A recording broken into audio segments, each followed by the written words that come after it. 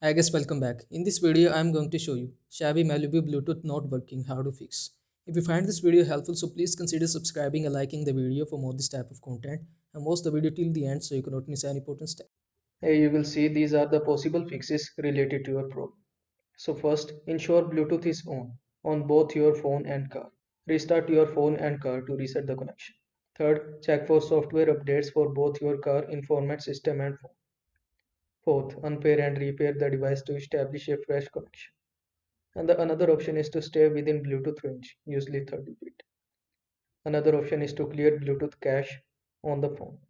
For that, go to settings, then go to apps, then go to Bluetooth, then clear cache for Android. The another option is to reset the information system if needed. And in the last, check for interference from other devices. That's it. These are the possible fixes related to your problem. Hopefully after your problem will be fixed. I hope this video was helpful to you. Make sure to like this video and subscribe to my channel for more this type of content. Thanks for watching.